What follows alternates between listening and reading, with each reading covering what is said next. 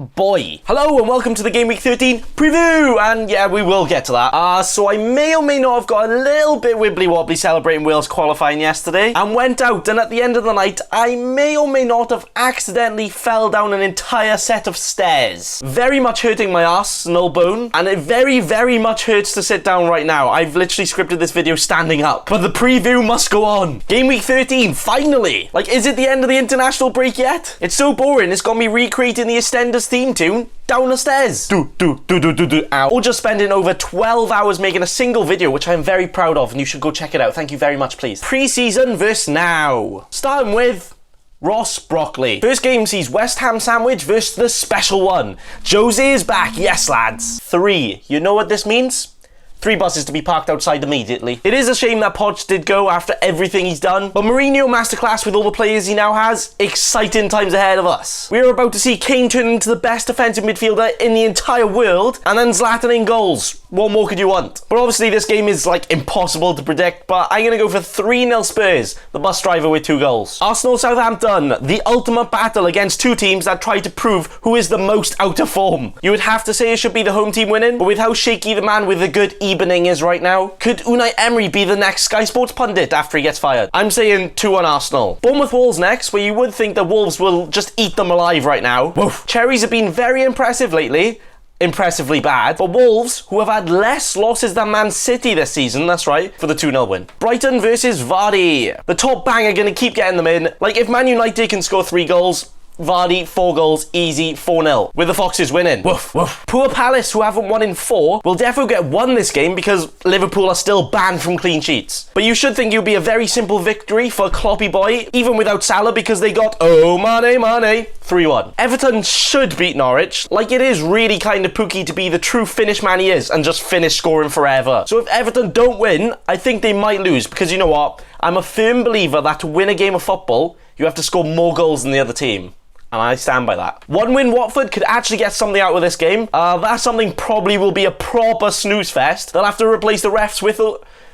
They'll have to replace the ref's whistle with an alarm just to keep the supporters awake in the ultimate battle of Watford Burnley. Yes! I'm actually going to go for a very fun 0-0 and Holobas yellow card, guaranteed. Man City Chelsea could actually finish like 7-6 with their defences, so Aguero, Sterling, Mount and Abraham all to get hat-tricks. But you know what? I bet you Tomori would still get the 3 bonus points because I don't have him. But I actually can't wait for this one. Going to be such a good match. I'm going to go for 2-2. Sheffield United, Man United.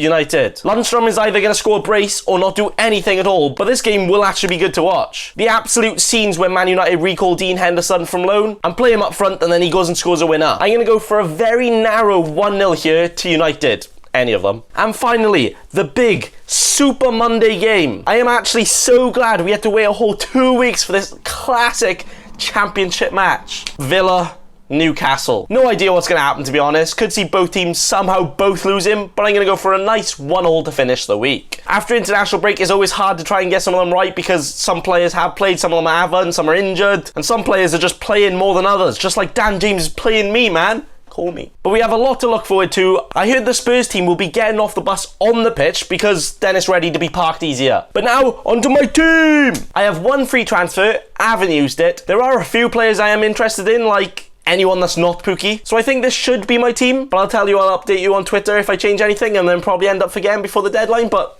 I got you. Follow me. Between the sticks, we have Pope, or inspired by Mourinho, it would be Pope. I think he's much more likely to have untouched sheets compared to Ryan against Vardy, but as you saw last week, with the saves and bonus Ryan is making, doesn't look like he needs them. But I do need Pope to get more points against Watford away so I can woohoo after choosing the right keeper again every week. Our first defender is the Mr. Trent Alexander himself. Surely against Crystal Palace, the team that have scored less goals as a team than Vardy has this season, a clean sheet will actually be in our hands. Please, sir, I need some more. But if not, you can still get his hat-trick of assists onto Origi's head for all the points. Sayonchu up next against Brighton away. Not too confident in him getting a clean sheet here, because I am very confident. He can, and he will. You go get me all the points. He's actually had more points in the last 3 games than De Bruyne has had in the last 6. So not too bad at all, lad. Keep it going. Our final defender is the Lord himself. Not much I can say about our majesty. Man United at home has Lundstrom hat-trick written all over it.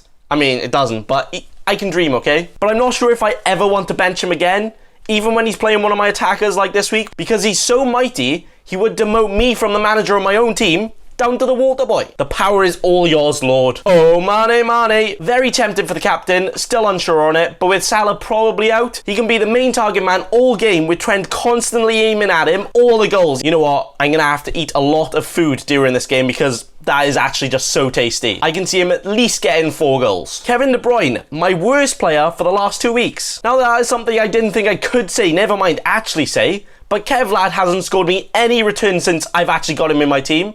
So Chelsea, home, go get your revenge, show me good enough now, all the points, thank you. Martial, nice and rested, get your cucumbers off your eyes, lad, and assist me in getting all those points just as much as you've been assisting lately, and not scoring, but you'll score now. I think he can actually get something out of this game, otherwise I kind of wouldn't play him, because that's how FPL works. So Tony, you go get him. James Maddison, I think I'm going to have to start charging his free kicks if you keep hitting them so sexually. They'll be named 50p kicks instead of free kicks from now on. So Maddison, go and return me a couple of 50p's. Thank you. Mason Mount, my man! With Pulisic probably out, Mount hat-trick incoming. Still keeping faith in him because of his nail-downness. They'll start selling Mount cardboard cutouts in B&Q because he's so nailed. Man City away looks tough on paper, but good thing they're not playing on paper, they're going to be playing on grass, so Mount hat-trick. Jamie Vardy is having all of the parties. Nice and rested too, against out-of-form Brighton next. Very informed Vardy. Oh damn, that just all sounds very good, doesn't it? He's slightly leading the race for my captain choice, but like, Mane is kind of almost there too. Can I make both of them my vice-captain and then they both get 1.5 times points? That would be good. But Vardy party never stops. He's going to score every single game, including this week. And finally, we have Tammy.